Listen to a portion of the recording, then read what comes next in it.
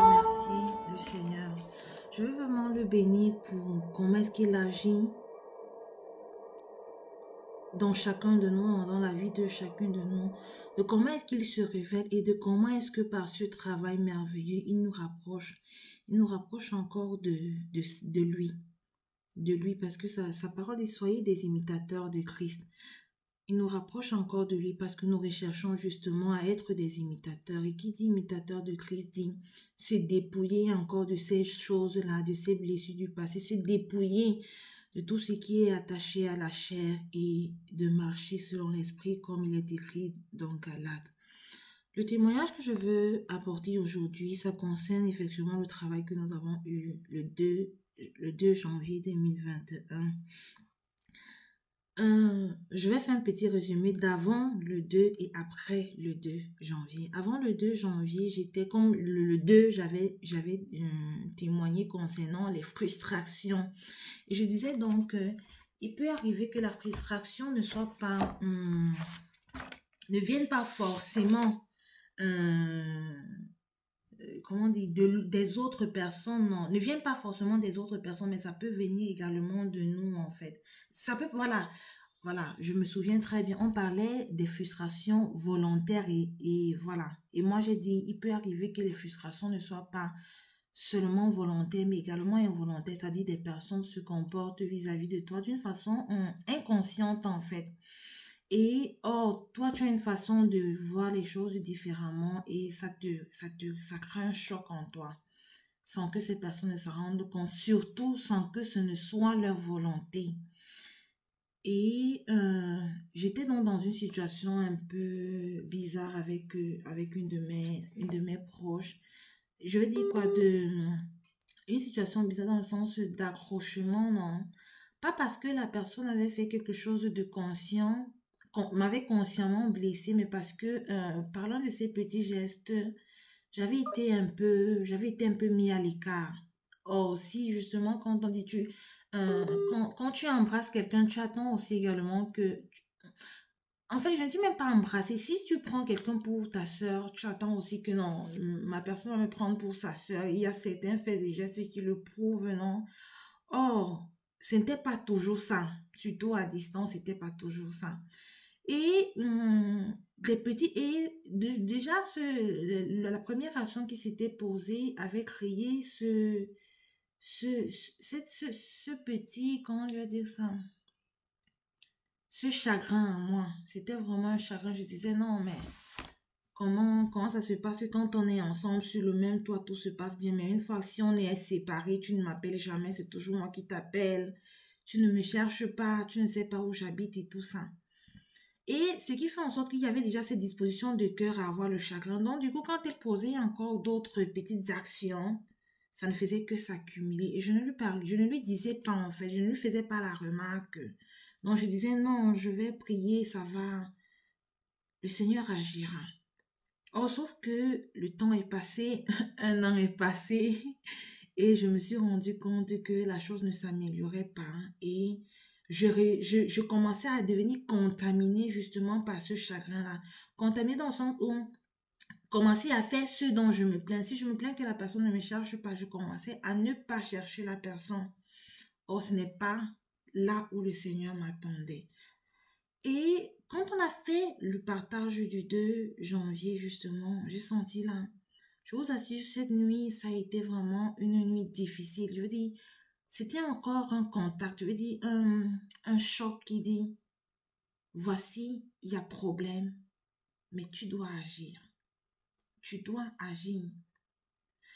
Des fois, on passe par des situations avec des proches et tout, et on n'arrive pas à en parler, non. Surtout quand la personne est peut-être plus grande que nous et tout. Je veux dire, une aînée, tu dis non, je vais commencer comment et tout. Peut-être en faisant ci ou ça, là, l'aîné va comprendre, mais quand tu fais ci ou ça, l'aîné ne comprend pas. Tu dis, ok, si j'ai fait ci ou ça, l'aîné n'a pas compris. Est-ce que je vais ouvrir ma bouche ouvertement pour lui dire que voilà, ce qui se passe, moi, ça, je n'apprécie pas. Oh, le temps que je prenais justement pour réfléchir, qu'est-ce qu'il faut que j'en parle, est-ce qu'il ne faut pas que j'en parle? l'ennemi utilisait ça grandement. Il l'utilisait pour remuer le couteau dans la plaie, en fait. Et donc, lors du partage de deux, j'ai reçu comme je veux dire, comme la parole du Seigneur sur mon cœur qui dit, Olive, si tu ne parles pas, si tu ne parles pas, l'autre personne ne saura pas. C'est quand justement pendant le partage, il m'est venu en esprit que la frustration peut être involontaire, que j'ai dit, si justement involontaire, l'autre, tu te sens, tu as du chagrin par rapport à l'autre, mais c'est involontaire. Cette personne ne sait pas qu'elle est en train de te causer du tort, qu'elle t'a causé du tort. Et du coup, elle ne le corrigera pas parce que vous n'avez pas parlé. C'est là que j'ai demandé sagesse au Seigneur, justement, qu'il dispose lui-même les choses afin qu'on en parle, qu'il dispose les mots, qu'il donne les mots justes, qu'il dispose le cœur également de la personne avec qui je vais échanger et tout. La personne avec qui je vais échanger n'est pas loin, est dans ma ville, non, on est voisins, disons-le comme ça. Et donc la nuit, là, avant de dormir, du coup, que je lui écris, je lui écris et comme ça, dimanche, si elle est là, à la maison, je vais aller parler avec elle. Je vous assure, avec elle, quand on est sur le même temps, c'est-à-dire quand on se retrouve ensemble, on est de bons amis. Et plusieurs fois, il est arrivé que j'étais quittée de la maison, que je vais arriver, je vais parler avec elle. Mais une fois que je suis à la maison, on rit, on rit, on rit, comme de bons amis. Mais pas un rire masqué, en fait. Genre un rire, tu arrives tellement, les choses se passent, tu dis que non, Olive, c'est toi qui exagères, ou bien c'est toi qui vois mal, tu rentres à la maison. C'est quand tu rentres, c'est quand tu es sorti de chez elle que le problème se repose encore devant tes yeux. Et quand je lui ai donc demandé si elle était à la maison, elle m'a dit oui. Le dimanche, là, je pars à la maison et tout. La même chose a voulu se reproduire. J'ai dit au malin que arrière de moi, Satan. Parce qu'aujourd'hui, tu ne m'auras pas. Aujourd'hui, je viens comme je suis là. Même si c'est quoi, j'ouvrirai le cœur. Même si c'est quoi, par la grâce du Seigneur, je parlerai. Je parlerai avec elle, selon que le Seigneur disposera les mots. Mais une chose est sûre, c'est que je parlerai avec elle. On a passé du temps, on a passé du temps. Je ne faisais que voir comment le temps ne fait que couler, non? Mais je n'arrive pas à placer le mot. Je dis, waouh, Seigneur, s'il te plaît, j'ai besoin de toi. C'est comme ça qu'à la fin, on a pu échanger et je vous assure, c'était une liberté. C'est-à-dire un poids qui quitte de soi. Parce que justement, tu déposes les pièces du puzzle devant la personne dit, waouh, maman, je m'excuse vraiment parce que ce n'était pas mon intention. Moi-même, des fois, en fait, c'est que ce n'est pas que je ne pense pas à toi, mais c'est que tu n'es pas la seule personne. En fait, la personne est également en train de combattre avec le fait peut-être de ne pas chercher les personnes quand elle est à distance. Elle peut penser à toi, mais prends le téléphone, dis que je t'appelle ou je t'écris. C'est difficile. C'est difficile, je veux dire, un espace de temps très court, non. Il va falloir que quelque chose se passe, qu'elle dit, ah tiens, j'ai appris que peut-être Olive s'est fait mal, il faut que je l'appelle. En ce moment-là, oui, elle va t'appeler parce qu'elle a appris cette nouvelle-là. Mais si il n'y a pas une obligation qui s'impose comme ça, elle va penser à toi, mais elle ne va pas le faire. Et donc, c'est là on échangeait, je dis que, on échangeait, bref, je vais dire, on a mis nos cœurs à table. J'ai mis mon cœur sur la table, elle a mis son cœur sur la table. Et par la grâce du Seigneur, nous en sommes sortis. Je veux dire guéri. Parce que ce jour, quand j'ai quitté le chez elle, je ne faisais que bénir le Seigneur. Je ne faisais que bénir le Seigneur parce que quand j'ai quitté le chez elle, ce chagrin qui revenait à chaque fois que je quittais le chez elle n'est plus revenu en fait. N'est plus revenu. Et pendant quand on a fini quand on a fini de parler et tout, on a remis encore nos cœurs devant le Seigneur parce qu'il n'y a pas meilleur travailleur que lui. Elle n'est pas parfaite, moi non plus, je ne suis pas parfaite. Et notre prière, c'était qu'on ne laisse pas des failles dans nos vies afin que l'ennemi l'utilise envers nos relations, envers nos amis, envers nos frères et sœurs. Et vraiment, je remercie encore le Seigneur pour cela, non, pour sa main étendue sur ma vie et sur la vie également de la sœur. Parce que c'est une sœur en Christ également. Amen.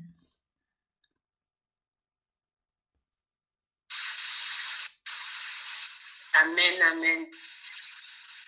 Gloire à Dieu, le Seigneur est fidèle, le Seigneur est merveilleux. J'ai aimé la phrase que tu as dite à la fin, qu'on ne laisse pas des failles dans nos vies que l'ennemi utilisera. Qu'on ne laisse pas des failles dans nos vies que l'ennemi utilisera. Amen.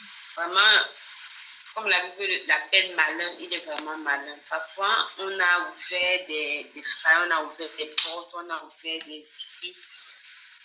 Et le diable est content, il profite de cela pour pouvoir s'impliquer davantage dans nos vies et nous détruire.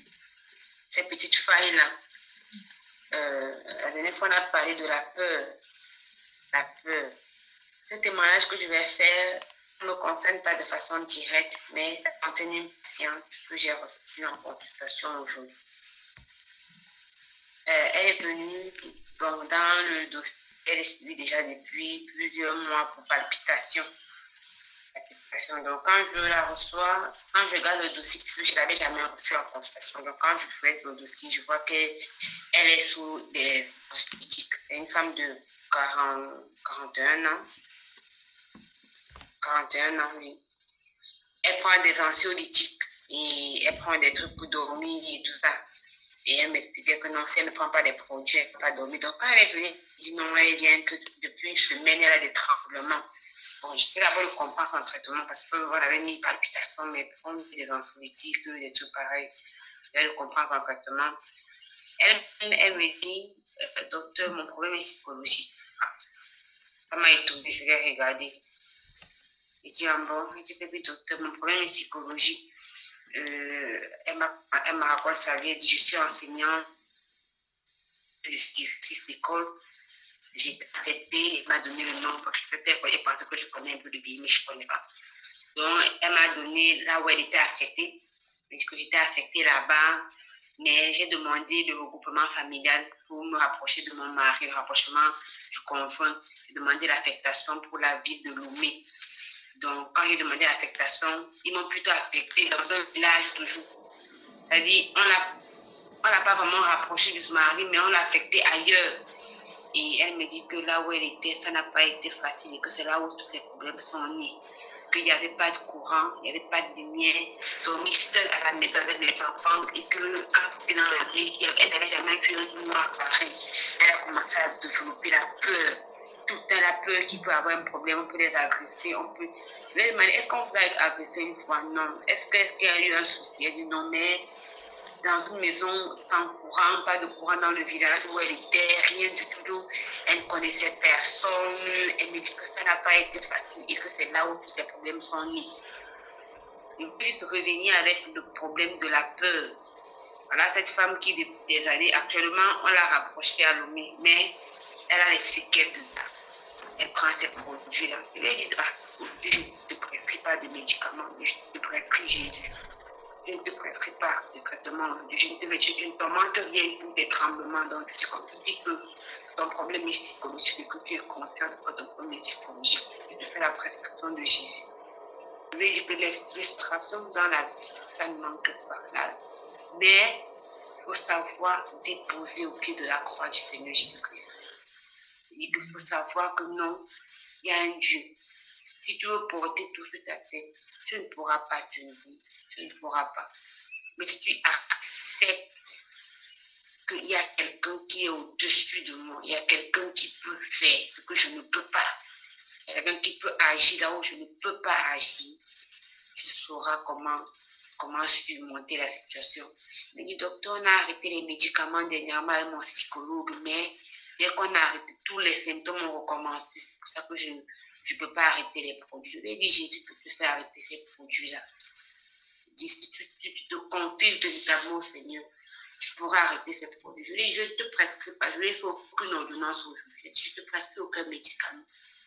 Va et mets-toi devant le Seigneur. Dis-lui, Seigneur, j'ai besoin de toi. J'ai besoin que tu me portes cette peur-là, cette frustration-là que j'ai eu à vivre, qui a pu changer mon comportement jusqu'à aujourd'hui. Actuellement, elle est sous des produits et tout. Et c'est une jeune maman. Elle n'a que 41 ans. Et c'est pas aujourd'hui que ça a commencé. Ça fait des années déjà. Elle se fait sur un psychologue. Donc, c'est pour ça. Juste pour faire comprendre davantage comment ces choses qu'on néglige peuvent être à l'origine des problèmes sérieux dans nos vies. Voilà une femme qui aujourd'hui est en train de prendre des produits, des médicaments, à cause d'une certaine peur, une certaine situation dans la vie. Alors, la parole est à qui veut prendre. Je voulais juste partager avec nous cette expérience-là que j'ai aujourd'hui en consultation. Amen, maman Jeanne. J'ai l'impression que mes veines n'est pas dans la tête.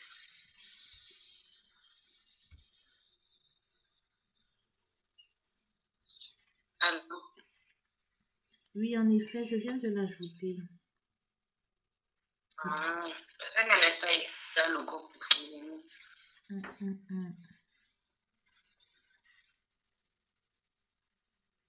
D'accord.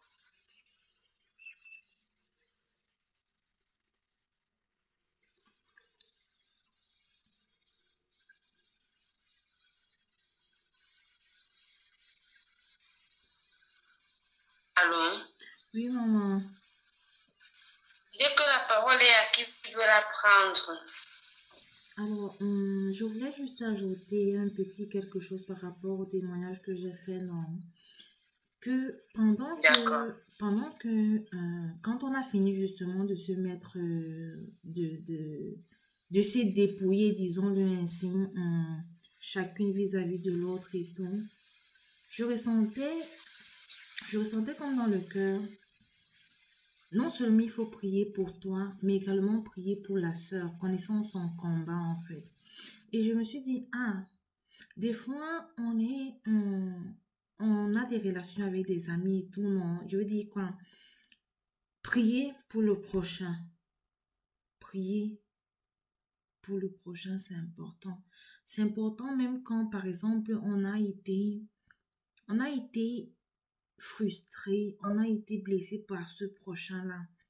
Parce que c'est un combat que seul le Seigneur peut le faire. Et quoi de plus beau que de soutenir une sœur dans son combat en fait. Même si c'est que le combat était envers nous. Je ne sais pas si vous comprenez un peu.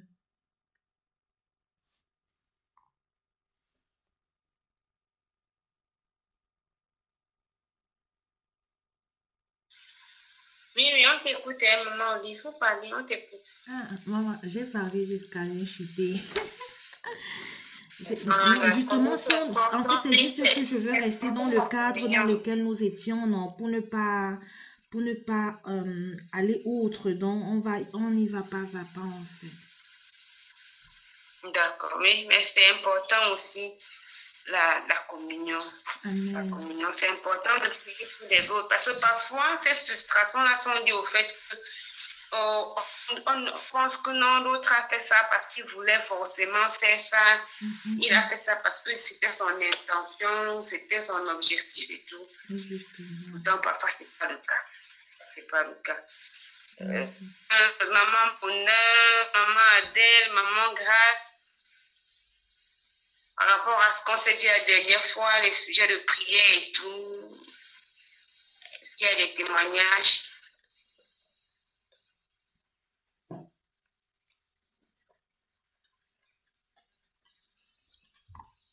Bonsoir tout le monde, je n'ai pas de témoignage. Ensemble, on vit comme maman Grâce, maman Adèle.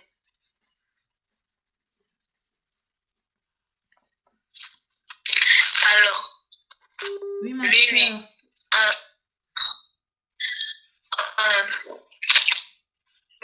Je me rends grâce au Seigneur parce que la dernière fois, quand on parlait des sentiments négatifs, moi également, j'avais évoqué le sujet de la peur. Et on s'est eu à prendre des moments de prière pour cela. En fait, afin que le Seigneur travaille davantage mon caractère Et j'ai remarqué que ça a considérablement diminué en fait.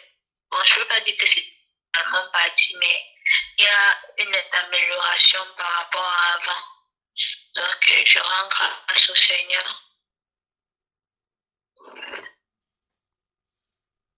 Amen, ma sœur. Amen. Amen. D'accord, sinon, c'est des choses lesquelles il faut aussi se donner la patience. Ça ne va pas de coup, mais c'est du travail avec le temps. Et là, on se rend compte que c'est un parcours, c'est une marche, c'est un processus. Au bout de ce processus-là, on finit par se rendre compte que, effectivement, on a été délivré, effectivement, on a été béni. Amen. Si Maman Grâce n'a pas dit, on va toucher le deuxième point.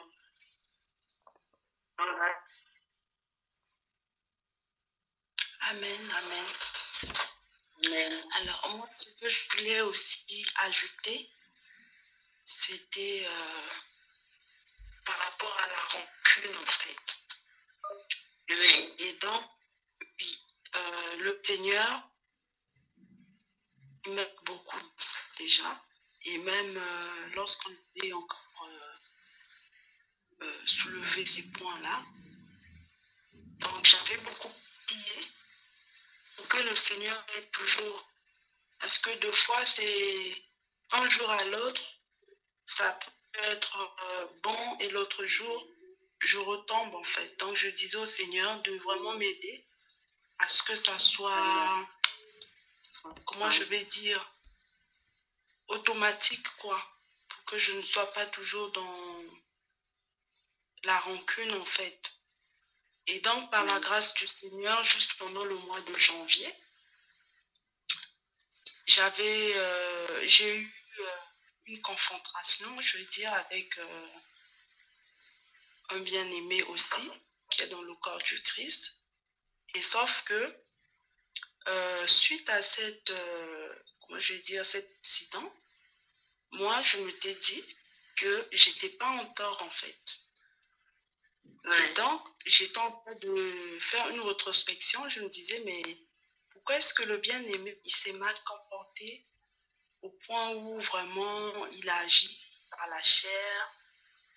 Donc, c'était un peu, comment je peux dire ça? Ça avait pris vraiment un autre niveau, quoi. Et donc, je me posais des questions. Je me disais, est-ce que c'était par rapport à moi ou bien c'était lui-même, il avait autre chose. Donc, bon, en fait, après, je m'étais juste dit, Seigneur, je sais que tu m'as dit dans ton royaume, il n'y a pas de conflit. Dans ton royaume, il n'y a pas de rancune. Dans ton royaume, Seigneur, tu m'as dit, il n'y a pas de rancœur. Moi, ce que je veux, Seigneur, c'est que tu m'aides à pardonner. Je ne veux pas avoir raison, Seigneur. Je ne veux pas non plus accuser mon frère. Mais ce que je te demande, Seigneur, c'est vraiment de me pardonner et de pardonner mon frère et de m'aider à oublier. Effectivement, l'incident s'est passé, je crois que c'était la fin du mois de janvier. Donc avant ce mois-ci, disons, c'était le 24. Mais par la grâce de Dieu, j'aurai l'occasion de bien donner les détails. Donc quand ça s'est passé, et donc, bon, moi, quand je suis restée, vraiment la même nuit, c'était difficile parce que je me dis, vous savez, moi, je suis, en fait, je ne sais pas si ça vous est déjà arrivé.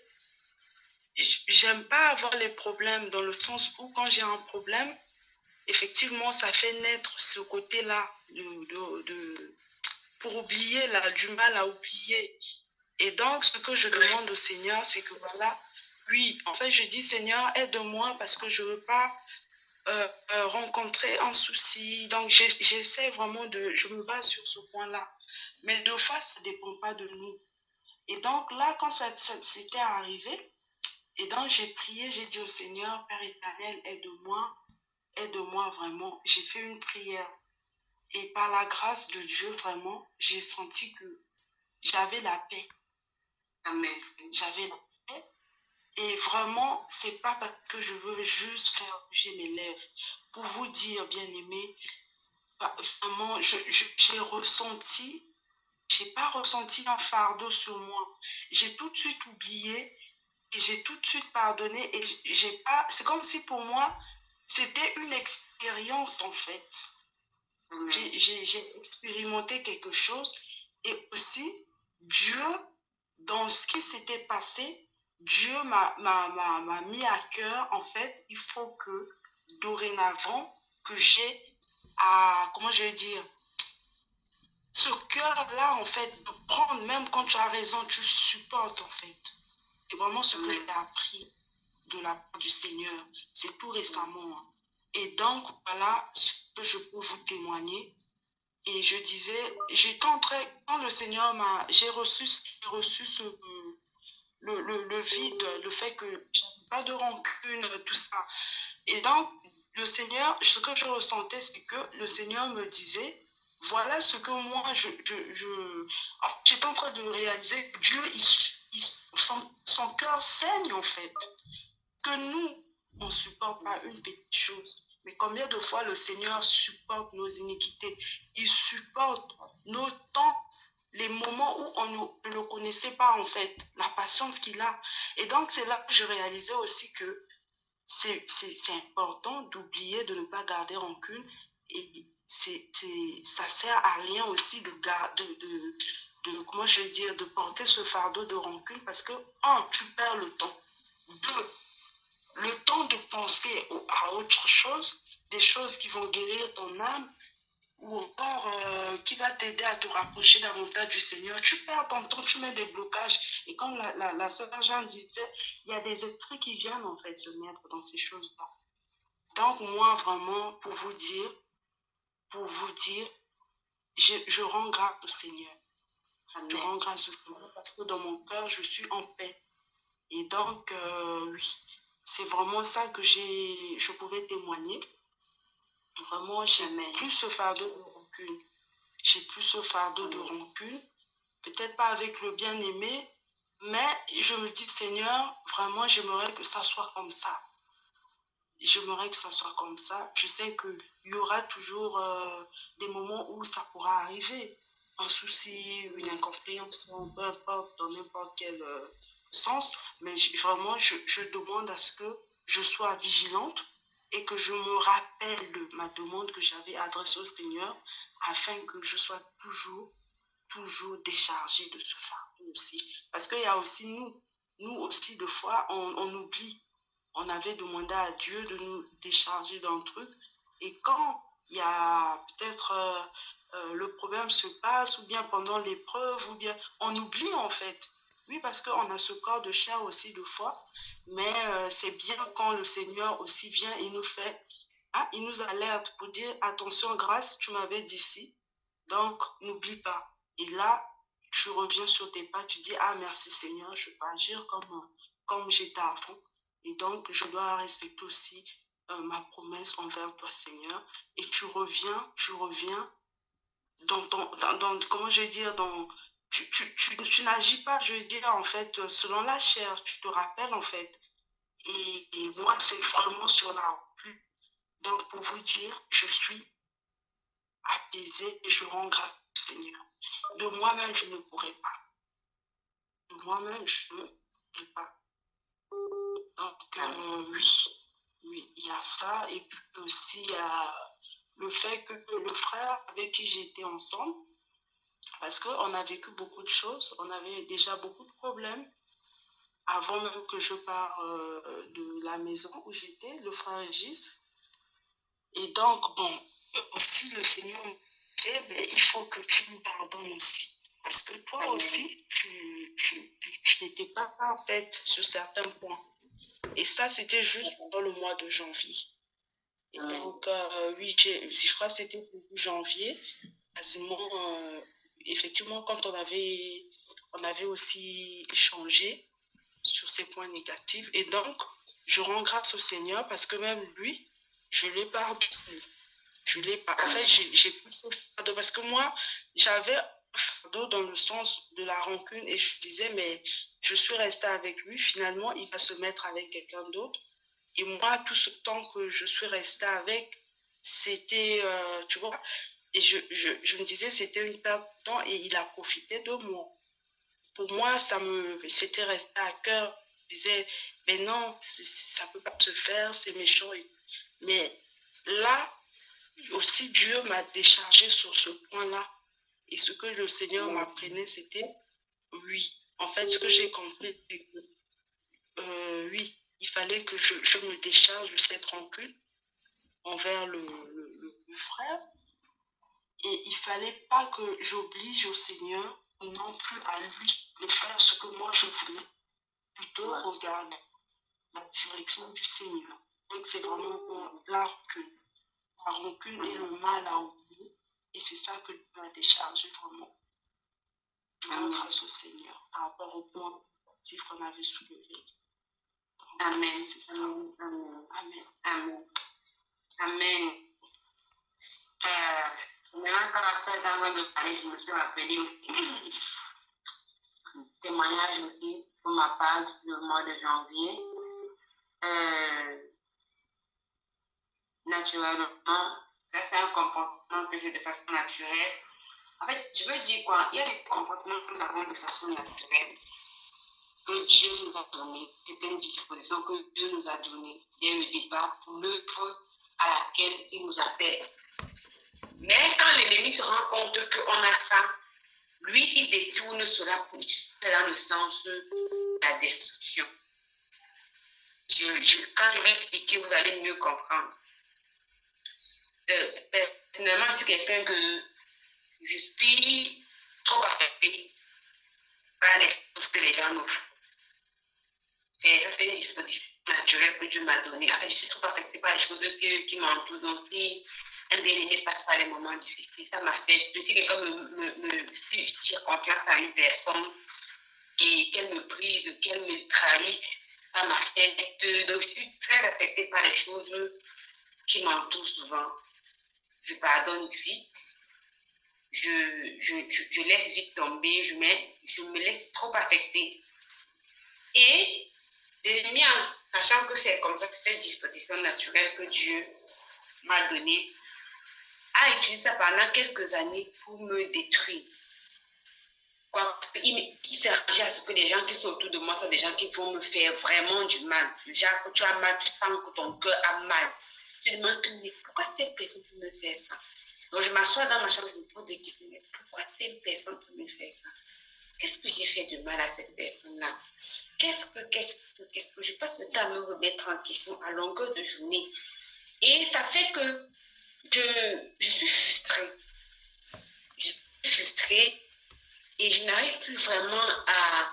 Parce que je manque les moyens.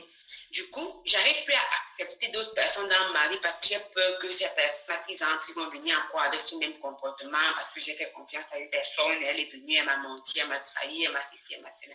J'ai eu tellement de frustration au milieu des personnes, tu es au milieu des gens, tu dors chez quelqu'un, tu vis avec, quand vous êtes vraiment très proche, mais bam, tout d'un coup, là, du jour au lendemain, la personne change de comportement à ton égard, elle raconte des trucs sur ton nom et tout ça. Tu vas encore lui dire, ok, je te dis, bon, ça c'est peut-être une erreur et tout. Et tu prends tes distances parce que tu ne veux plus, tu sais que bon, ton cœur est fragile, tu ne veux pas que quelqu'un manipule ça n'importe comment, tu te dis, ok, bon, ça va, je passe à autre chose. Dès que tu ouvres la porte pour une autre relation, c'est la même chose. Dès que tu veux avoir une relation amicale, oublier des bien-aimés, tu vois, c'est toujours des choses pareilles qui t'arrivent. Puis à tel endroit, c'est ça, les collègues, c'est la même chose, telle personne, c'est la même chose. Donc, du coup, avec que lorsque j'ai eu du mal dans la langue à vraiment avoir une amitié sincère, tu vois, tu peux non, voilà, une amitié sincère. Je dis, quand je commence une amitié, c'est que je sais qu'à tout moment, tu peux me trahir. Du coup, je me prépare à ça psychologiquement. Dès que je sais déjà que l'homme là, c'est trahison. Donc, quand ton tour va arriver, tu vas seulement faire. Et quand tu fais, ce qui fait que je n'arrivais plus à totalement ouvrir mon cœur de façon totale parce que j'ai peur aussi, comme je donnais trop vite, ça c'est vraiment un truc que je faisais, je donnais trop vite mon cœur comme ça, très vite. Donc dès que je ouvre, et quand tu dois tout donner, c'est aussi facile de vite détruire. Donc, ce mois de janvier, le Seigneur m'a encore donné, il m'a encore ramené dans ça pour dire quoi. En fait, ce caractère que Dieu m'a donné, ce m'a révélé encore ça quand j'étais en prière, ce début de ce mois de janvier. Cette disposition naturelle que Dieu m'a donnée, normalement, ça a à voir avec le travail pour lequel Dieu m'appelle au milieu des bien-aimés. Le Seigneur m'appelle à l'intercession.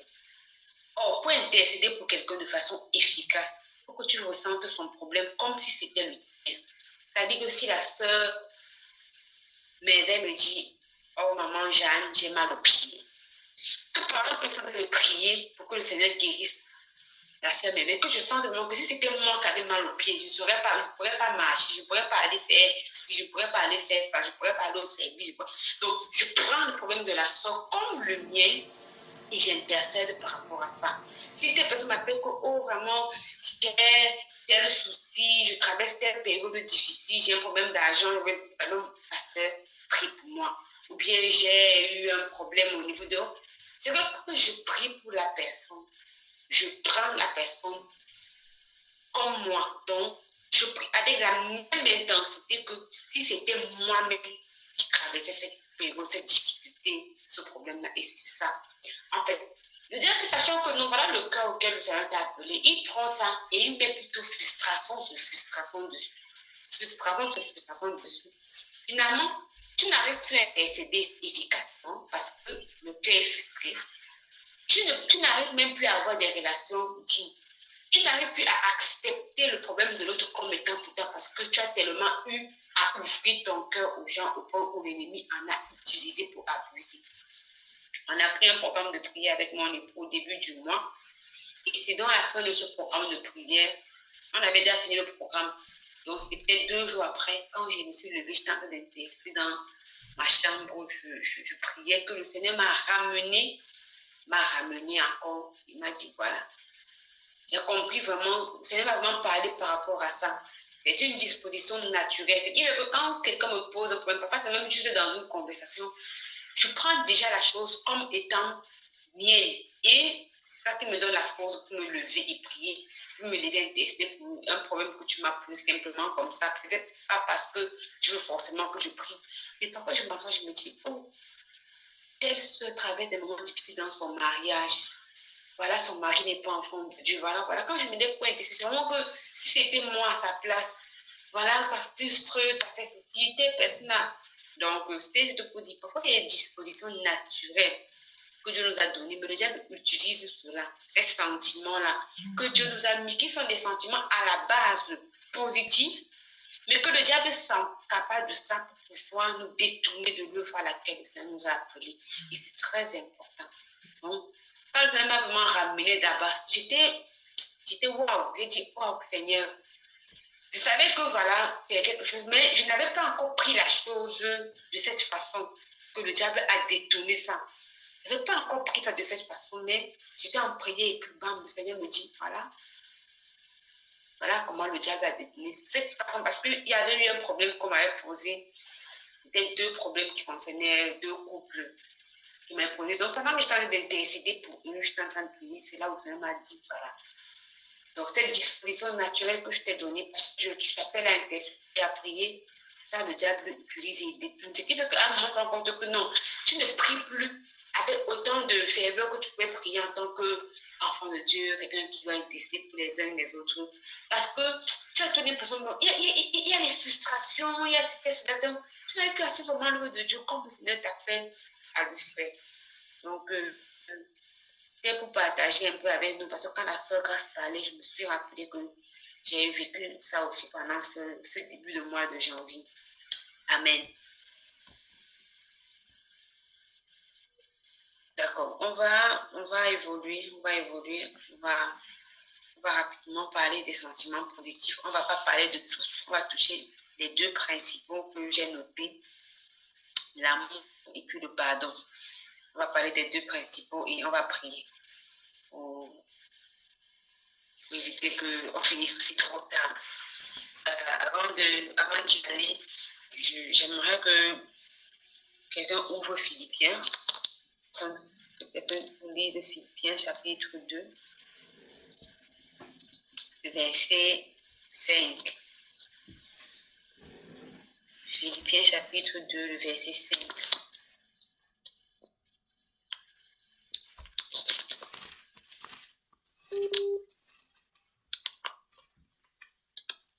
Allô? Allô, maman. Quelqu'un peut nous lire Philippiens chapitre 2, verset 5. Amen, amen. Un instant, s'il te plaît. Amen.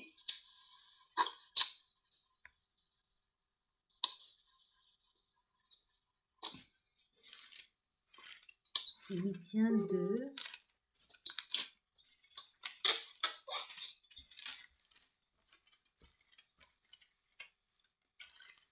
Chapitre combien, maman? Oui, verset 5.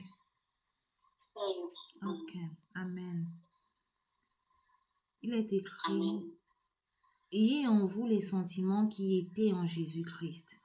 Amen. Amen. Ayez en vous les sentiments qui étaient en Jésus-Christ. Et les gens ici qui disent, ayez en vous les mêmes sentiments que Jésus-Christ. Ayez en vous les mêmes sentiments que Jésus-Christ. C'est sur ce verset que je voulais ouvrir pour le thème d'aujourd'hui par rapport aux sentiments positifs. Nous avons eu à comprendre, à parler des sentiments négatifs. Nous avons vu qu'il était attaché à des esprits. Mais aujourd'hui, le Seigneur nous appelle à avoir les mêmes sentiments qui étaient en Jésus-Christ. Les mêmes sentiments qui étaient en Jésus-Christ. Et quels étaient donc ces sentiments? J'ai été vraiment marquée par le chant que Maman Adèle a partagé, le 466. Je vais lire le deuxième solo. Le chant dit, tout l'univers dit son pouvoir, mais son amour qui sait le voir. C'est à la croix qu'il apparaît. Jésus fait bien ce qu'il fait. Amen. Son amour qui sait le voir, c'est une question. Et on dit, c'est à la croix que cet amour-là apparaît. C'est à la croix que cet amour-là apparaît. On a dit d'avoir les mêmes sentiments qui étaient en Jésus-Christ. Et s'il vous plaît, dit encore, Jésus à la croix a montré que c'était l'apogée même de son amour pour ses enfants. Aller jusqu'à la croix. Donc, nous allons toucher d'abord au premier sentiment, l'amour. L'amour, c'est quoi? C'est un sentiment intense, un sentiment agréable, une affection profonde pour quelqu'un ou bien pour quelque chose. Aimer, c'est sentir, c'est avoir un fort sentiment d'attirance pour quelqu'un ou pour quelque chose. Mais nous allons nous attarder plus de l'amour envers les personnes. Nous avons l'habitude de chanter le chant, l'amour a fait le premier pas. Ça, l'amour fait le premier pas. La sœur Olive parlait encore de son témoignage et elle disait comment elle avait du mal à aller appoyer la sœur. Mais elle a quand même eu à dire, Seigneur, je veux que tu m'aides dans cette situation. Elle s'est levée, bien voilà, elle est allée et elle a parlé avec ses soeurs, elle a dit vraiment, voilà. C'est ça l'amour. L'amour qui fait le premier pas, l'amour qui va vers l'autre.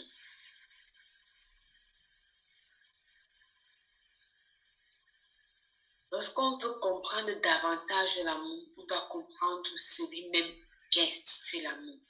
Et c'est le Seigneur. On disait encore que c'est à la croix que son amour a apparu encore de façon. Donc, si quelqu'un pouvait douter de cet amour-là, l'œuvre de la croix est suffisante pour que nous puissions prendre conscience de cet amour-là que Dieu a pour nous. D'abord, l'amour de Dieu, lorsqu'on prend dans Jean 3, verset 16, ça veut dire qu'il a aimé et il a donné.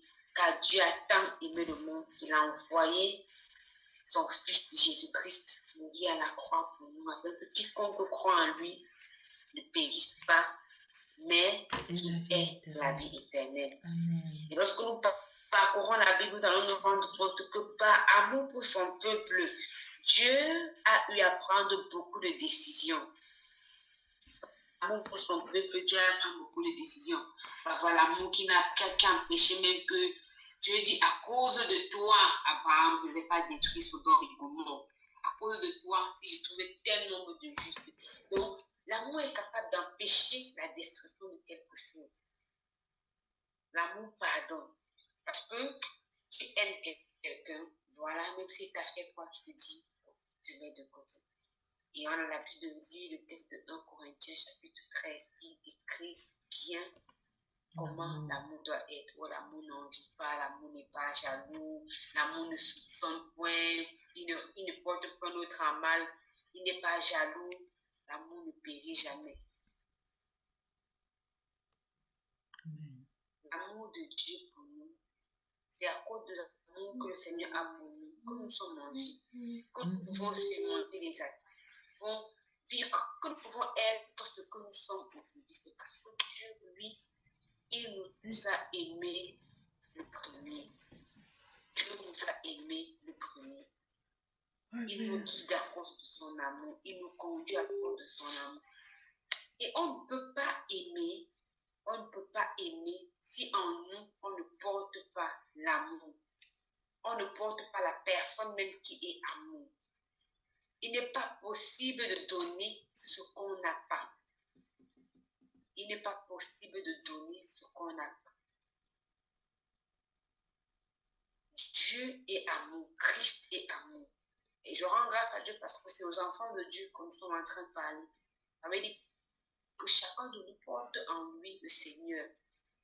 Chacun de nous porte en lui l'amour du Seigneur. Et c'est cet amour-là qui me pousse à aimer l'autre. C'est parce que j'aime le Seigneur, que j'aime ma soeur Grace, que j'aime ma mère, que j'aime ma soeur Olive, que j'aime tel, que j'aime mon mari. Parce que j'aime le Seigneur. Parce que l'amour basé sur les choses physiques, c'est un genre d'amour qui finit vite. Là, je ne sens pas trop, je ne sens plus trop, je ne me sens plus vraiment. Ce n'est plus la même chose. Tout simplement pourquoi? Parce qu'on n'a plus la personne qui nous donne des mots. Vous savez, les hommes sont décevants. Quand je dis les hommes, c'est les hommes en général. L'être humain est décevant. On ne peut pas se dire vraiment que, eh bien voilà, telle personne, je suis sûre de son comportement, je suis sûre de son caractère, je suis sûre de ci ou de ça. On ne peut pas s'attacher sur une chose et l'état en pensant que non, parce qu'il a fait ça, il m'aime vraiment, il ne va jamais nous décevoir et tout. Parce qu'un jour, l'homme peut nous décevoir, nos parents peuvent nous décevoir, nos enfants peuvent nous décevoir. L'enfant peut faire quelque chose comme là, tu t'assois, tu dis que mais le ventre s'y porter des choses. C'est-à-dire ton enfant te fait quelque chose, tu t'assois, tu dis hey, tout peut arriver. Mais pour continuer à aimer malgré cela, il faut qu'on puisse avoir l'amour de Dieu en nous. Il faut qu'on puisse avoir l'amour de Dieu en nous. Et juste pour faire un petit clin d'œil, parce que c'est des choses qu'on va probablement partager. Les gens doivent vraiment se rassurer qu'ils ont le Seigneur en nous. C'est-à-dire que dès le moment où tu sens que ton amour pour quelqu'un est en train de t'endiner, tu reviens, tu dis Seigneur, tu n'es pas comme ça. Même jusqu'à la croix, tu as continué à aimer. Comme moi, il m'a fait ça, je n'arrive pas à aimer. Ça veut dire qu'il y a un problème dans ma marche avec toi. Viens et aide-moi à résoudre ce problème. Je ne veux pas être comme ça. Je ne veux pas détester alors que toi, tu m'as pardonné. Je ne veux pas détester alors que toi, tu m'as aimé, malgré le fait que, même aujourd'hui, je me dis enfant de Dieu. Mais malgré cela, je continue à faire des choses qui n'honorent pas le Seigneur.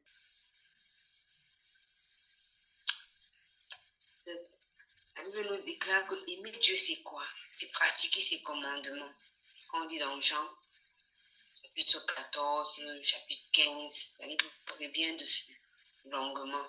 Aimer Dieu, c'est pratiquer ses commandements. Aimer Dieu, c'est faire ce qu'il nous appelle à faire, c'est faire ce qu'il nous appelle à réaliser et tout. ne peux pas dire que non, j'aime le Seigneur et je fais parce que le Seigneur me demande de faire. Tu peux pas dire que j'aime mes parents, pourtant lorsque tes parents te disent que bon, voilà, fais ça, tu commences à bouder, tu dis non, c'est trop difficile. Quand Dieu te dit que bon, ok, pardonne à telle personne, tu dis, ah, Seigneur, quoi, avec tout ce qu'elle m'a fait là, jamais. Tu ne peux pas dire que tu aimes Dieu si tu es incapable de faire ce qu'il te demande de faire. L'amour pour Dieu consiste à pratiquer ses commandements. Amen. Ça consiste à faire ce à quoi il nous appelle. Ça consiste à réaliser, à faire. C'est vraiment un amour qui est prouvé encore par les actes. Au-delà d'être un sentiment, c'est une action. Au-delà d'être un sentiment, l'amour n'est pas seulement un sentiment, mais c'est un engagement. L'amour est un engagement.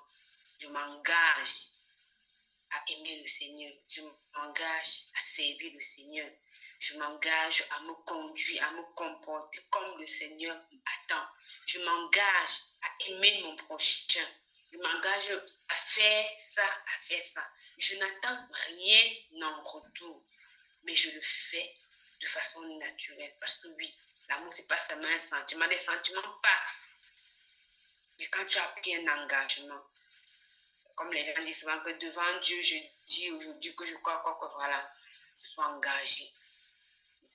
Donc du mariage, généralement on dit, ok, vous êtes d'accord, oui, ok, vous avez tous réunis, aujourd'hui vous êtes engagés devant nous. Nous prenons comme témoin que voilà comment vous comptez vivre. L'amour, c'est un engagement. C'est un engagement à servir l'autre, à servir le Seigneur. L'amour pour le prochain commence par l'amour d'abord. Commence par la manifestation de l'amour de Dieu pour nous. Amen. On aime le prochain parce que c'est un commandement de Dieu. La Bible nous donne ça dans plusieurs textes. Jean chapitre 15, verset 17, Romains chapitre 13, 8 à 10. Quand on lit Galates chapitre 5, verset 14, la Bible nous rappelle encore comment l'amour pour le prochain se résume une bonne partie de la loi. Aimer son prochain comme aimer Dieu de tout son cœur, de toute son âme. Le verset qu'on a l'habitude de dire, de toute sa pensée, de toute sa force, mais aussi aimer son prochain comme soi-même. Et nous devons comprendre une chose, on apprend à aimer. C'est très important. On apprend à aimer. Lorsqu'on a pris l'engagement d'aimer, ça veut dire qu'on est à l'école de Dieu. On est à l'école de Dieu et on est soumis à sa façon de nous enseigner. Parce qu'on apprend à aimer l'autre. Il y a des textes dans la Bible qui nous rappellent encore. Lorsque Paul encore s'adresse aux femmes, les femmes âgées doivent apprendre aux jeunes femmes à aimer leur mari. Elles doivent apprendre aux jeunes femmes à aimer leur mari. Donc on apprend à aimer. 1 Thessaloniciens 4, verset 9, Tite 2, verset 4. On peut encore retrouver des textes dans lesquels le Seigneur nous montre encore qu'on apprend à aimer l'autre. On aime l'autre parce que Dieu nous a aimés le premier. C'est-à-dire que parfois tu fais un truc, tu te dis, mais pourquoi, comme la sœur Grâce disait, comment quelqu'un me fait un petit truc comme ça, j'arrive pas à pardonner, pourtant j'ai heurté le cœur de Dieu pendant des années. C'est d'abord parce que Dieu nous a aimés que nous pouvons aimer l'autre. Parce que toi-même, quand tu t'assois, je te dis, je ne suis pas parfait. Je ne suis pas parfaite. Mais Dieu m'a aimé malgré ça. Il a fait mourir son fils à la croix pour moi malgré ça. J'ai l'habitude de dire aux collègues que le premier enseignement que le mariage m'a donné, c'est la tolérance. Je leur dis toujours ça.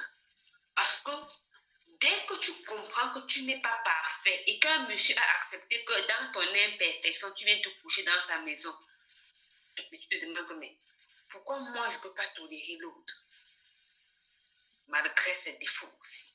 Amen. À moins que la personne sache que non, il est parfait. Mais quand tu sais que tu n'es pas parfait, c'est le premier enseignement. Je me rappelle, on discutait avec les collègues concernant le pardon. Il disait que jamais, que lui, si sa femme le trompe, c'est fini, le mariage prend fin là-bas. Et un autre collègue lui a répondu, c'est parce que tu n'es pas encore marié. Donc, c'est un collègue marié qui répondait à celui qui est célibataire que c'est parce que tu n'es pas encore marié. Alors, tu vas te dire que bon, même si se marie, les catégories pour l'autre, jamais eu à parce que je lui ai dit oui, le mariage enseigne. Ça t'enseigne la tolérance. Tu te rends compte que non. Donc, parfois, je me fâche pour rien. Parfois, je fais ceci, parfois, je fais cela. Mais quelqu'un a regardé ça là. Il a dit non, c'est pas grave. Il t'a pris, t'a mis dans sa maison. Mais toi, tu es incapable de tolérer l'autre. C'est la même chose avec Dieu. On est enfant de Dieu, pas parce qu'on est parfait. Jamais. On n'est pas parfait. En tout cas, moi, je ne suis pas parfaite. J'ai encore des choses dans ma vie que je travaille. Il y a encore des caractères que je travaille devant le Seigneur. Chaque jour, je cours en cherchant à m'améliorer. Parce que je sais que non, il y a un travail de fond pour être véritablement abattu. Amen. Mais si je ne peux pas aimer l'autre, qui a ses défauts, qui a ça, que moi aussi j'ai ce même caractère-là, mais à quoi bon dire que je suis enfant de Dieu? À quoi bon dire? J'ai vraiment aimé le témoignage de la sœur Grâce. Quand quelqu'un te fait un petit truc, tu sens la douleur dans ton cœur, mais tu as heurté le cœur de Dieu. De Dieu pendant des années, mais il t'a pardonné. C'est là où je me mets en question. Je dis, Seigneur, il est important de pouvoir exercer son cœur à l'amour. Il est important d'exercer son cœur à l'amour. Et je nous invite vraiment à étudier le texte de 1 Jean, 2 Jean, 3 Jean. Ça touche vraiment l'amour. Ça touche vraiment l'amour. Et l'amour, comme le dit un Corinthien, l'amour est patient. L'amour est patient. Parfois, l'autre fait quelque chose, on interprète mal. On interprète mal. Mais l'amour est patient. Quand tu es patient, tu donnes l'occasion à l'autre de s'exprimer. Tu donnes l'occasion à l'autre de faire ci, de faire ça. Parce qu'on touche encore ce texte, c'est vraiment un bon chapitre qui parle de l'amour. L'amour est patient, l'amour est plein de bonté, l'amour n'est pas envieux. L'amour n'est pas orgueilleux, l'amour n'est pas malhonnête. L'amour ne cherche pas son intérêt. L'amour n'est pas aigri. L'amour ne pense pas le mal de l'autre. Psalmiste disait encore que si juste conçu iniquité dans mon cœur, le Seigneur ne m'aurait pas exaucé. L'amour ne pense pas le mal de l'autre. Souvent, on est plus juste que Dieu. Parfois, quelqu'un t'a fait quelque chose de mal. Demain, tu apprends qu'il est dans une situation difficile. Tu dis que voilà, ça c'est la justice de Dieu. C'est la main de Dieu qui est en train de le frapper. Voilà, on s'entendait dire qu'on avait un désir de vengeance qu'on avait enfoui dans notre cœur. Dès qu'on voit une situation difficile par laquelle la personne passe, on conclut directement que c'est parce que la personne a fait telle chose qui traverse un moment difficile. Ça peut être lié, ça peut ne pas être lié. Mais l'amour nous pousse à prier pour l'autre. Comme Olive disait, que parfois on est là, on tient notre rigueur. Pourtant, c'est un combat. Et tu là que non, la seule gentille, elle est comme ça, comme ça. Alors que tu es devant le Seigneur, tous les gens te disent, Seigneur, délivre-moi de la colère, délivre-moi. Et voilà, elle est très colérique, elle est vraiment en train d'énerver, elle pense qu'elle est une soeur, elle se prend la tête, elle pense que quoi, elle pense qu'on est... Pourtant, la personne est devant le Seigneur, Seigneur, délivre-moi de la colère, Seigneur, délivre. Tu pourrais t'associer avec la personne pour intervenir. Que la personne soit consciente ou pas, mais tu pourrais prier pour la personne. Mais parfois, on est tellement cloisonné que non, la personne m'a fait ci, la personne m'a fait ça. On est tellement caché sur le défaut, l'imperfection de la personne qu'on n'arrive plus à intercéder pour cette personne-là. L'amour ne regarde plus l'autre de cette façon-là. L'amour regarde l'autre dans le sens de vouloir le bien de cette personne. Rechercher l'amélioration. Quand tu vois quelque chose qui ne va pas, ce que tu fais, c'est que tu t'approches du Seigneur. Tu dis, oh Seigneur, tu la connais, tu le connais, touche son cœur, transforme-la. Parfois, il arrive de dire des paroles bizarres, de parler mal aux gens. donne de prendre conscience de ce problème. Et si elle a de la plus conscience, aide, Seigneur, cette soeur, aide ce frère à pouvoir prendre le dessus par ta grâce. L'amour supporte tout. L'amour pardonne tout. Amen.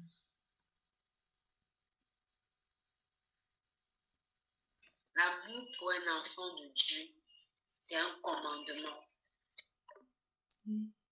L'amour pour un enfant de Dieu est un commandement et non une option. Commandement et non une option. Quand tu aimes le Seigneur, automatiquement, tu aimes ton prochain. Ça, c'est automatique. Parce que si Dieu a créé moi, et il a créé la sœur Adèle, comment je vais aimer Dieu et pas aimer la sœur Adèle? C'est-à-dire que Dieu m'a créé moi. Mais j'aime Dieu, dire que non, Seigneur, mais je n'aime pas la sœur. Ce n'est pas, le fait d'aimer Dieu veut dire que je vais aimer ce qu'il a fait. On disait encore, on chantait encore au départ, Jésus fait bien ce qu'il fait.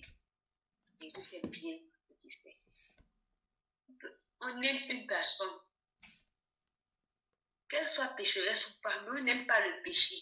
Ce n'est pas parce que la soeur est dans le péché que je ne dois pas faire ça. Je ne dois pas dire, oh ma soeur, vraiment, je pense qu'il faut qu'on travaille dans tel sens. Je pense qu'il y a un souci à tel niveau. Mais ça ne doit pas faire que je n'aime pas la personne. Mais je dois aimer la personne, mais ne pas aimer le péché que la personne. Il faut que j'intercède pour la personne, pour qu'elle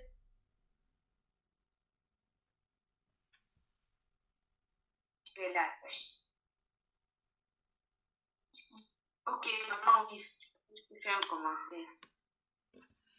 Amen, maman Jeanne. En fait, c'est que tu as dit quelque chose de très pertinent, non? C'est que aimer quelqu'un ne veut pas dire qu'on ne peut plus intercéder ou bien qu'on ne peut plus prier pour la personne, en fait. Moi, je voulais dire, des fois, l'amour que nous avons pour l'autre est mis à Dieu, est mis à dure épreuve. Je me suis rendu compte, j'ai eu à traverser certaines situations où, justement un peu comme avec ma tontine d'ici, où tu as quelqu'un qui peut-être t'ablé. Je veux dire, tu es dans une situation un peu de chagrin envers l'autre, mais tu n'arrives pas à lui faire le reproche. Tu n'arrives pas. Tu aimerais que le Seigneur lui parle. S'il veut, il lui parle par les songes, il parle par qui il veut. Mais que ça ne passe pas par toi, en fait. Or, justement, en attendant que ce que tu veux se réalise, entre-temps, toi-même, tu continues à mourir à petit feu. Or, d'une autre part, c'est que si tu aimes réellement, tu dois pouvoir trouver la force. Donc, je discutais encore avec ma soeur, je disais, il y a des personnes avec qui on est aisé de faire une certaine remarque. Je veux dire que c'est facile de dire, oh, ma soeur, ce que tu as fait là, c'est pas bien, maman, c'est pas bien. C'est pas bien. Moi, je ne pense pas ça.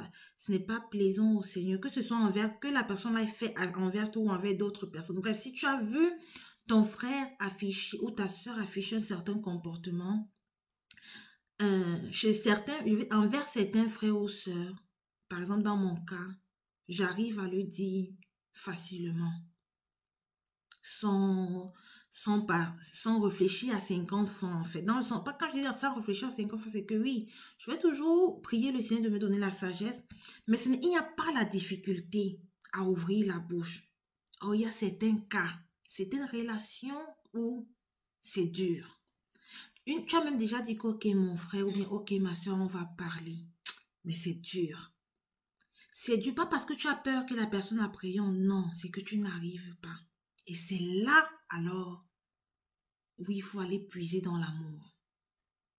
Où il faut aller puiser la force pour le faire dans l'amour. Et c'est là, et vraiment, cette situation avec ma bien-aimée soeur d'ici, ça m'a également enseigné là-bas. Que le faire une reproche, quand quelqu'un te fait une reproche Olive, non, ce n'est pas que cette personne ne t'aime pas ou veut te faire du mal. Sache que Cette personne a cherché de la force dans l'amour qu'il a pour toi afin de venir te dire ces mots. Parce cette personne aurait pu, je vais dire quoi, aurait pu rester dans sa faiblesse et dire non, je n'arrive pas, Seigneur, je n'arrive pas, laissons tomber. Et toi, tu aurais continué dans ce chemin de perdition, disons-le comme ça, un peu pour être vraiment dur dans les mots, non? Tu aurais continué dans ce chemin de perdition. Mais si l'autre se lève et prend le courage, ce n'est pas parce que cette personne a l'habitude. Il y a des personnes qui ont le parler facile, qui ont la reproche facile. Mais ce n'est pas envers tout le monde. Mais on ne peut pas distinguer, on ne peut pas dire que non, telle soeur me parle facilement. Chaque fois, par exemple, que ma soeur vient me dire, Olive, non, ce que tu as fait, c'est pas bon, maman. Ou bien l'autre ici, là, fais attention.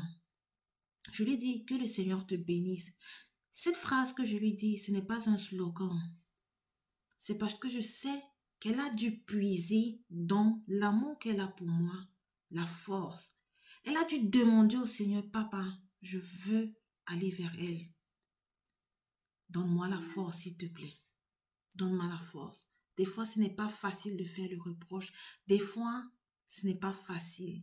Mais par amour, et si l'amour est sincère, pur et profond, on trouve cette force-là pour le meilleur de l'autre. Amen.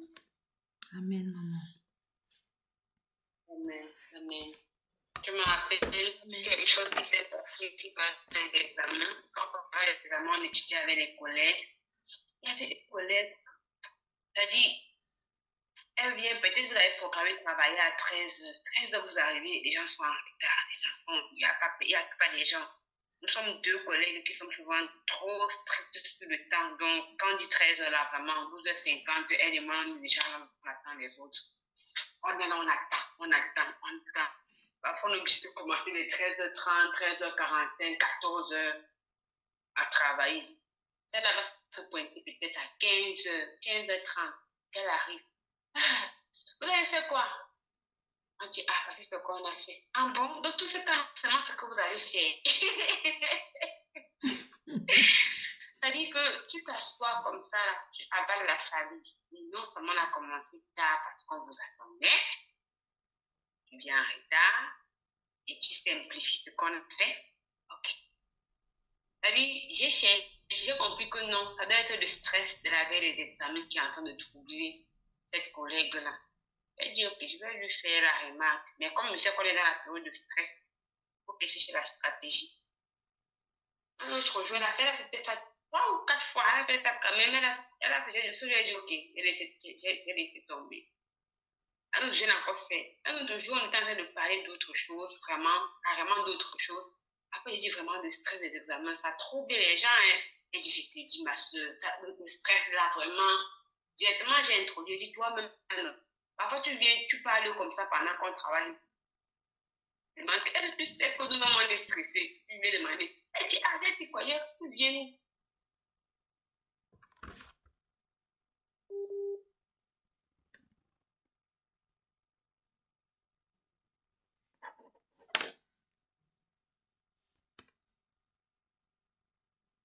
Elle dit, quelque chose qui n'est pas bien, il faut me dire.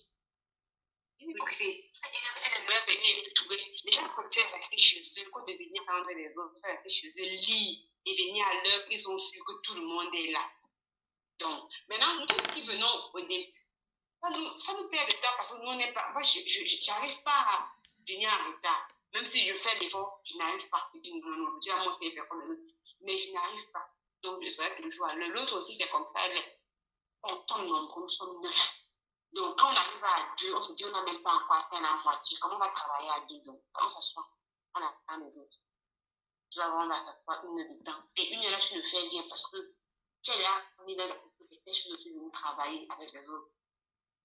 Ce qui fait que les 1 heure de temps là, c'est 1 heure de temps qui est perdu quand tu n'arrives pas à te concentrer. Vous êtes seulement là pour discuter, causer de tout et de rien, attendant que les autres. Maintenant, quelqu'un vient en retard, mais tout ce que vous avez fait. Donc, du coup, moi, j'ai pris ça comme c'est un examen. Mais comme je connais que tout le monde n'a pas la même facilité à banaliser les choses, lui, il fait dans la remarque, il dit, attends, si tu en as à commencer là, c'est mieux de ne pas dire, de ne pas simplifier ce qu'on a fait. Tu t'assois, si tu récupères ce qu'on a fait. Voilà. Parce que si tu viens tôt, on va commencer tôt, et on va faire plus. Si tu fais ça, ne viens pas dire, elle a dit que c'est du stress, elle peut je l'excuse parce qu'elle est. Je dis que moi, j'avais mis à cause du stress. Mais c'est pas forcément comme ça que tu vas prendre. C'est peut-être pas bien de faire la remarque parce qu'ils ne savent pas comment t'aborder. Mais il faut plus faire ça. Donc, c'est un peu ça.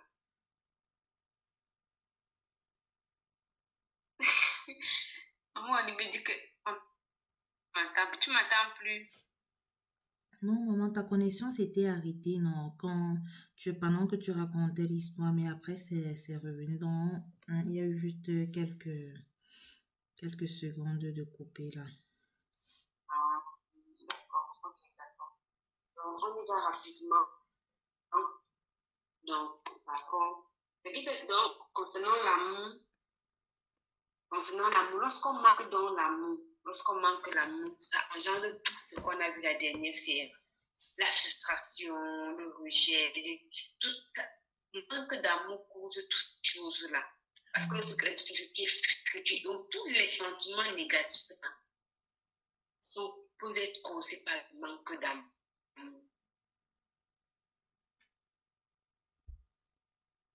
Donc, c'est qu'on va commettre des choses terribles. On va faire des trucs à se demander à que est-ce que c'est moi? Est-ce que c'est moi? Est-ce que c'est moi? C'est pourquoi il est important de pouvoir guérir des blessures que l'amour a causées, pour pouvoir les identifier. C'est ce qu'on faisait la semaine passée. Parce que ces frustrations-là, tout ça, c'est parce qu'on a peut-être manqué l'amour qu'on pensait que Dieu devait nous donner. Il est important de pouvoir guérir. Donc, c'est-à-dire qu'il faut identifier ces choses. Il faut les identifier.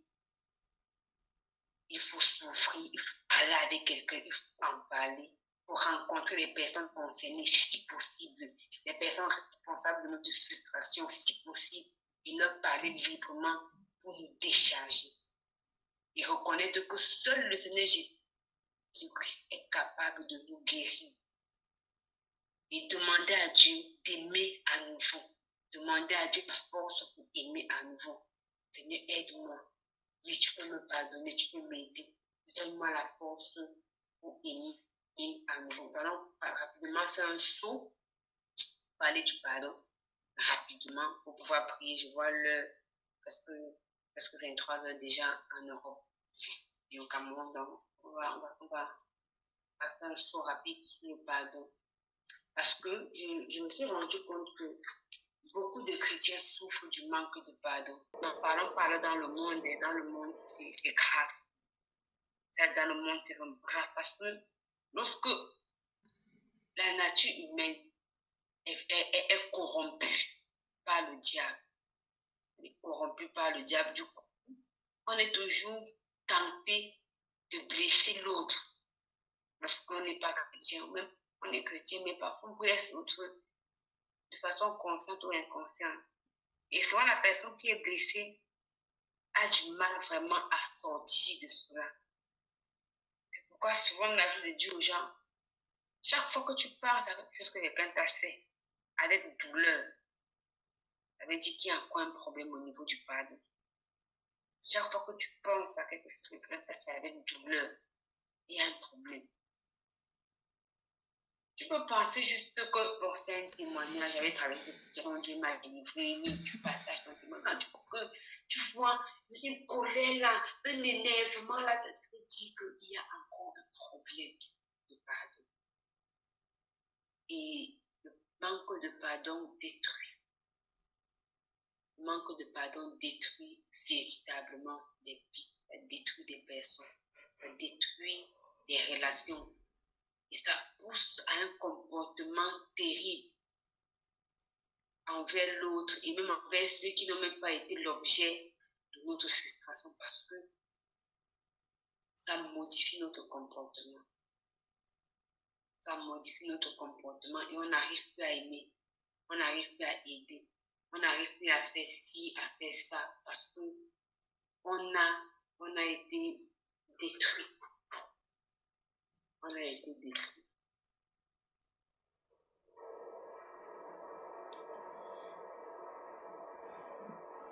Donc, le pardon implique quoi? Le pardon implique l'indulgence. Le pardon implique l'indulgence, la tolérance. Amen. C'est-à-dire que l'indulgence, c'est quoi? C'est que tu as une facilité à excuser, une facilité à laisser tomber, à effacer ce que l'autre a fait. Et ça implique cette indulgence, cette tolérance-là. Tu tolères l'autre, ok, ça va. Il a fait ci, il a fait ça, mais c'est pas grave. C'est pardon. C'est pas grave. Pardonner, ce n'est pas dire qu'on a pardonné. C'est prouver qu'on a pardonné. C'est-à-dire, parfois, tu vois, tu causes avec quelqu'un, et tu dis, quand je l'ai pardonné, mais je ne peux plus jamais l'appeler. En tout cas, ça m'appelle une des proches. Mais je n'ai rien contre. Et cette phrase-là, même les chrétiens, j'ai entendu des chrétiens, c'est que tu causes avec un enfant, tu lui dis non, on trouve vraiment que tu puisses. C'est que non, je l'ai pardonné, mais ça m'appelle une des proches. Comme ça, j'ai décidé. J'ai dit, tu es sûr que tu as pardonné? Non, j'ai pardonné. J'ai pardonné, mais s'il a un problème, non, je ne peux pas l'aider. Je préfère que ça reste comme ça. Parfois, on est frustré, quelqu'un d'autre, la personne va se réconcilier avec Dieu, mais nous, dans notre côté, on reste toujours avec ce manque de pardon. Et c'est nous qui souffrons, pas cette personne-là. Pas cette personne. Lorsqu'on ne pardonne pas à l'autre, c'est nous-mêmes qui sommes emprisonnés. C'est nous-mêmes qui sommes. Le manque de pardon est une prison que nous-mêmes nous ouvrons et nous nous mettons à l'intérieur. Non seulement on s'emprisonne, mais on emprisonne l'autre. Et on empêche même Dieu d'exaucer la prière de la personne. Parce qu'on est tout en train de murmurer. On murmure, on murmure, on murmure. Pardonner, c'est la facilité à excuser les fautes, les défauts, sans garder un quelconque souvenir douloureux et sans aucun désir de se venger, sans chagrin ni jalousie, qu'on accorde à une personne, qu'elle le mérite ou pas, car c'est une grâce que nous lui accordons. Quelqu'un peut te demander pardon, comme la personne ne peut pas te demander pardon, mais nous avons le devoir de pardonner. Donc, parce que c'est ce à quoi le Seigneur nous appelle. Il nous demande de pardonner. Dans le pardon, il y a deux personnes. La personne qui a été frustrée et la personne qui a frustré. C'est-à-dire que le pardon implique deux personnes. C'est que moi, j'ai subi un certain sévice et que c'est une personne qui me l'a infligé. On est les deux personnes. Quand je pardonne, je libère la personne de mon père, mais moi-même, je me libère. Moi-même, je me libère. Pardon, c'est une guérison personnelle. Pardonner, c'est guérir soi-même. Pourquoi nous devons pardonner en tant qu'enfant? Nous pardonnons parce que Dieu nous a pardonné le premier.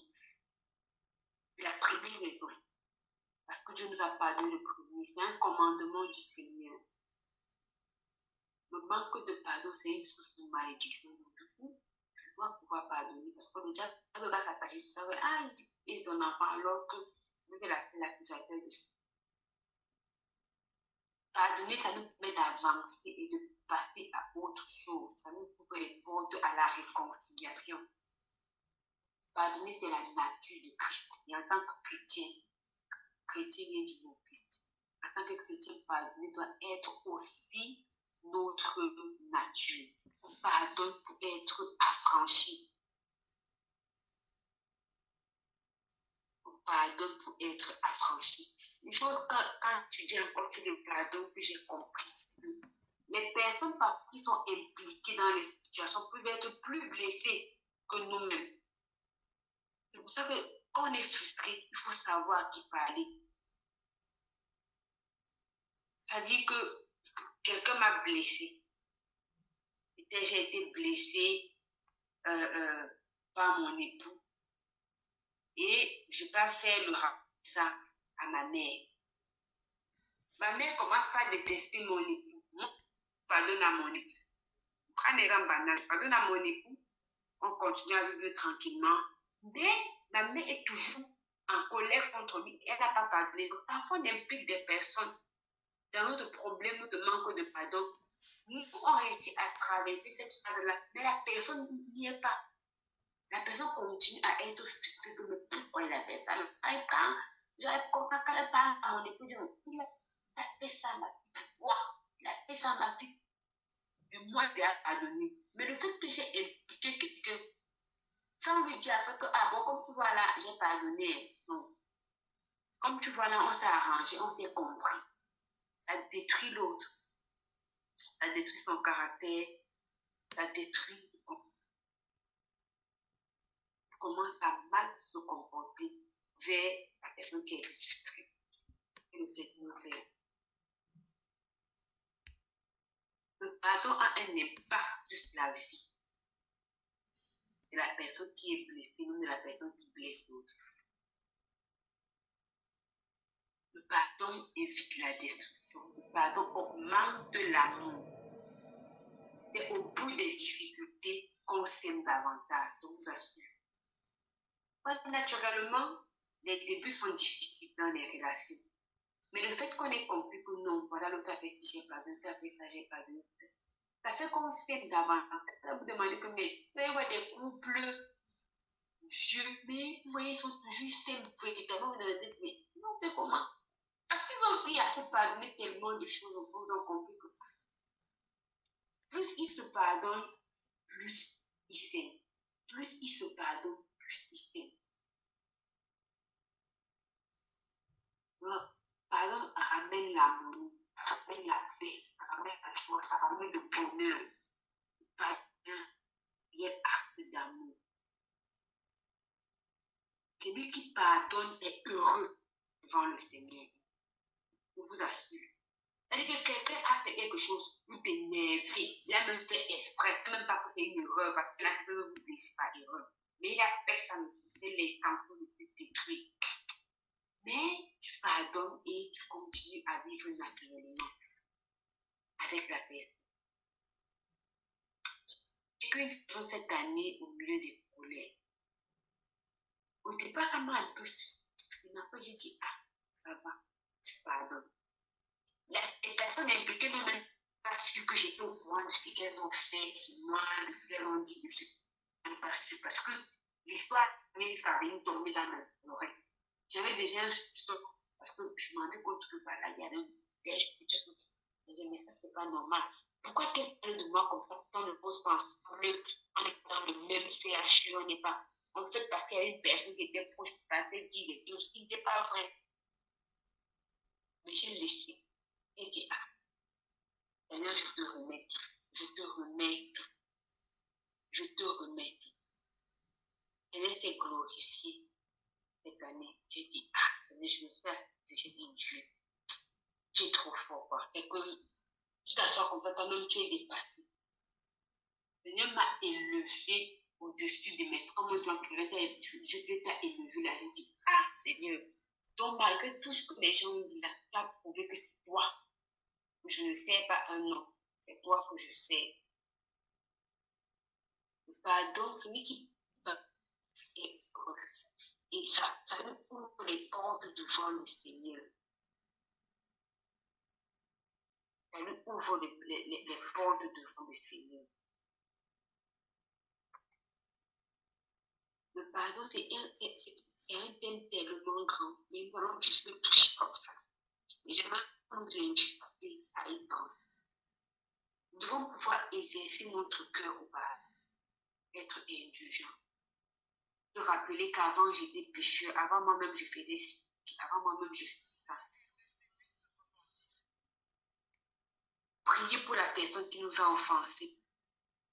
Priez pour la personne qui nous a offensés. Je prends tout cet exemple ici. Je me rappelle quand j'étais très active dans le campus de Christ. Très, très active. Et après ça, j'ai commencé à travailler dans un autre ministère interconfessionnel. Donc, du coup, j'ai commencé à être moins fréquente au campus. Et un jour, je rencontre le pasteur du campus qui avait fait du campus au Christ. C'était là-bas. Le pasteur, là, on avait prêché sur Pierre. Pierre qui, après la mort de Jésus, est retourné chez les pauvres. Et on disait encore, on donnait encore là-bas l'importance de ne pas abandonner que voilà, Dieu a appelé, Jésus a appelé, puis a péché les hommes. Mais après la mort de Jésus, parfois il y a des situations qu'on traverse, nous poussent à abandonner ce à quoi le Seigneur nous avait appelé au début. Et quand on a fini la prédication et on est sorti, le pasteur m'a dit que comme moi, je suis retourné aux poissons, pêcher les poissons. Je vous assure, j'ai eu mal. J'ai eu mal. Pourquoi le pasteur peut me dire une chose pareille? Pourquoi le pasteur peut me dire une chose? J'étais tellement... Je vous assure, j'ai eu mal. Je ne sais pas vraiment. C'était la première fois vraiment que le pasteur a médité un truc qui me touchait comme ça. J'ai défusé, mais je continue à servir le Seigneur. Je ne suis pas dans le péché. Pourquoi il peut me dire que je suis retourné pêcher les poissons? Parce que je suis au campus. Est-ce que c'est dans mon campus que je conseille Dieu? Tout ça, toutes ces personnes m'ont traversé l'esprit. J'étais mal en point. Je suis rentrée, je me suis mise à genoux et dit à Dieu, Seigneur, c'est toi qui me connais. C'est toi, je sais pas un nom. C'est toi, je sais. Parce que c'est papa, hein, c'est un monsieur âgé. Vous êtes mon père. Et ça m'avait tellement frustrée. Cette nuit-là, avant de dormir, je reçois un message à 22h. Le message du pasteur. Je ne lui ai pas dit que j'étais énervée. Je ne lui ai pas dit que ça m'avait fait mal. Je n'ai même pas su comment lui dire comment il peut me dire tout pareil. Et puis, c'était devant tout le monde. Vous imaginez, on était là avec les leaders du campus pour Christ, parce que j'étais aussi parmi les leaders. Et puis, devant les leaders, il me dit que je suis retournée pécher. Oh Seigneur. Le soir, 22h, je suis rentrée, j'ai mis mes genoux sur les Seigneur, je te remets ça. J'ai prié par rapport à cette situation. Dans la nuit, il m'envoie un message. Non, message. C'est un message d'excuse. Il dit, il peut être mon père, je vous assure. J'ai vraiment compris que c'est Dieu. J'étais surprise. Ça m'a vraiment surprise. Il m'envoie un message. Non, message. Oh, Jean, je m'excuse pour mon comportement. Je m'excuse parce que j'ai dit non, je sais que tu comptes. Je dis sûrement le fait que j'ai prié par rapport à la situation dont Dieu lui a parlé. Et c'est pour ça qu'il est revenu s'excuser par message. Et puis, comme j'avais déjà remis la situation devant le Seigneur, j'ai dit, ok, Seigneur, c'est bon. J'avais déjà prié pour ça, j'avais déjà dit à Dieu, Seigneur, je le pardonne. Quand il m'a envoyé le message, vraiment, ça m'a marqué et j'étais vraiment réconfortée. J'avais déjà dit à Dieu, ça m'avait énervé. Mais quand je suis rentrée chez moi, je me suis mise à genoux, j'ai prié. Ça m'a donné la force de pouvoir pardonner. Donc, son message est seulement venu rencontrer un cœur qui était déjà calme, qui était déjà prédisposé, justement. J'étais vraiment marquée. C'est pourquoi c'est important de prier pour l'autre. Prier pour cette personne-là qui nous a blessés. Parfois, il peut le faire de façon inconsciente. Quelqu'un d'autre allait exiger que non, s'il ne demande pas pardon devant les leaders pour dire qu'il avait fait l'erreur, parce qu'il a fait que j'ai une mauvaise image devant les autres, parce que c'est que je ne peux pas faire. Et quand ils sont rentrés sur le fâche, c'est parti. Et ce fait d'avoir ouvert mon cœur devant le Seigneur, je pense que c'est ça qui a poussé Dieu à lui parler et à lui faire m'écrire pour me dire je m'excuse. Nous devons prier pour demander à Dieu de nous accorder un cœur qui pardonne facilement. Un cœur qui pardonne facilement n'est pas un problème.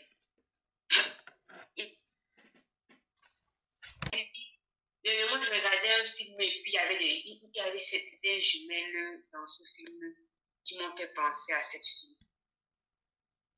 Elles m'ont vraiment fait penser à cette sœur parce qu'elle aime chanter. Elle chante beaucoup. Elle aime beaucoup chanter. Et même quand elle est un peu énervée, elle commence à louer le Seigneur. Et ça fait que ça passe facilement, quoi. Ça passe facilement. J'ai été vraiment marquée. Lorsque j'ai encore vu ce film, ça m'a marqué. Parce que cette sœur-là, elle passait le temps à rire, et les gens n'imaginaient pas qu'elle souffrait.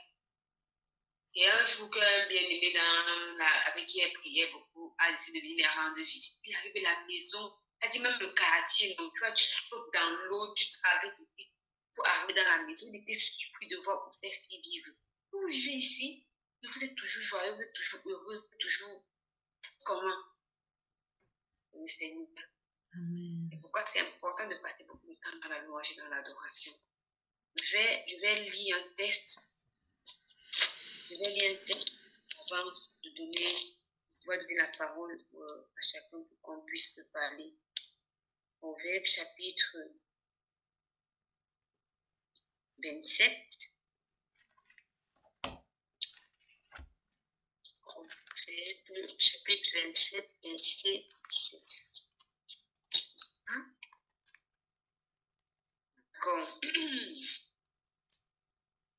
Comme le fer aiguise le fer, ainsi un homme en aiguise un autre.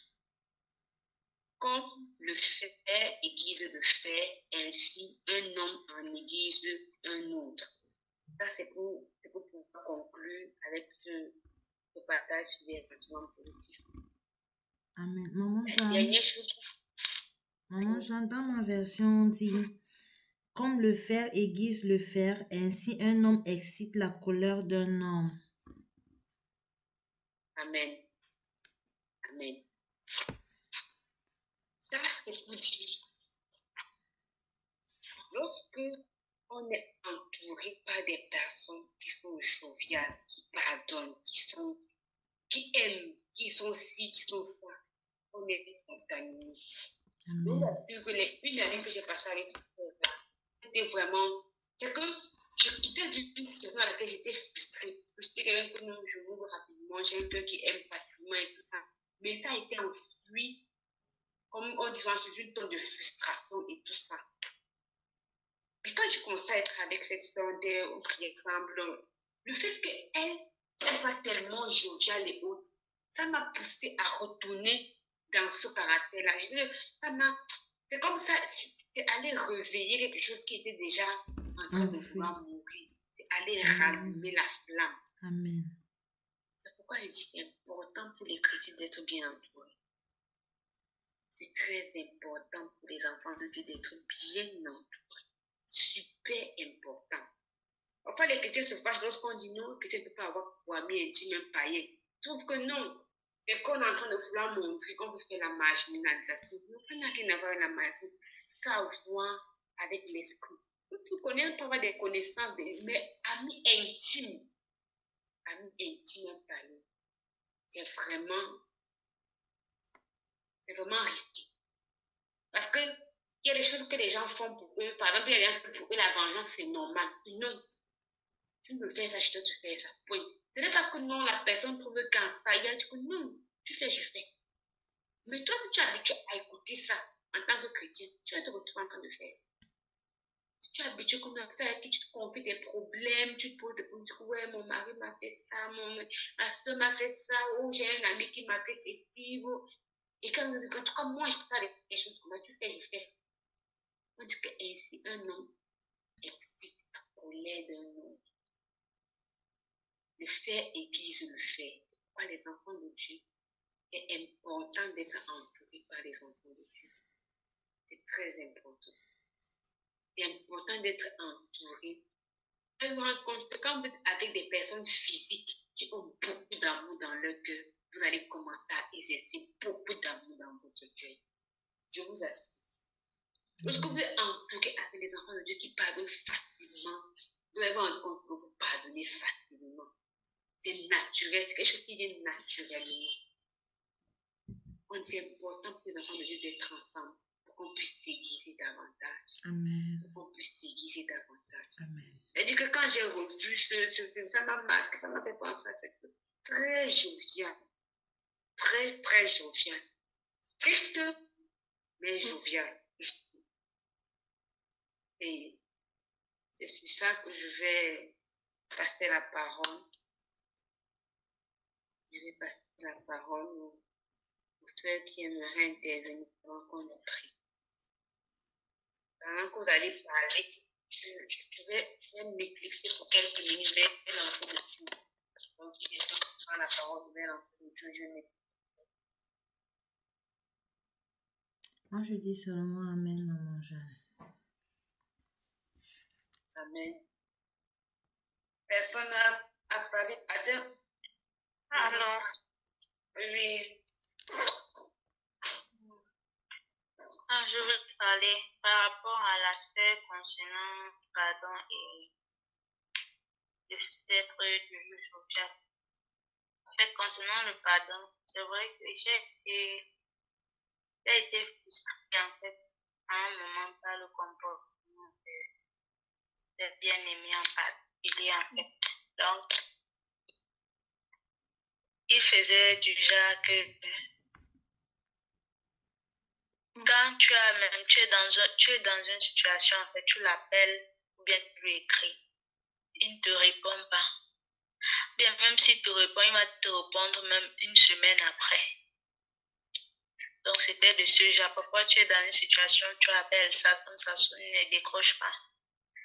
Et après, il ne cherche même pas à te contacter pour savoir pourquoi est-ce que tu l'appelais. Donc, moi, ça m'a vraiment frustrée.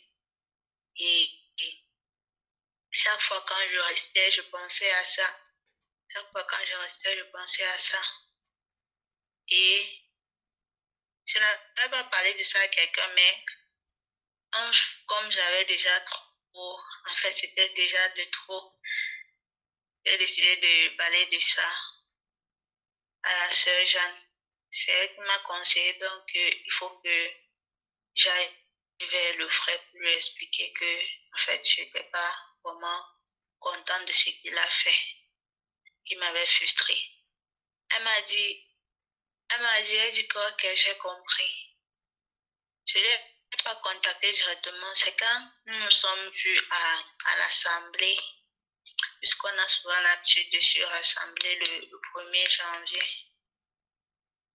C'est là-bas que je lui ai parlé.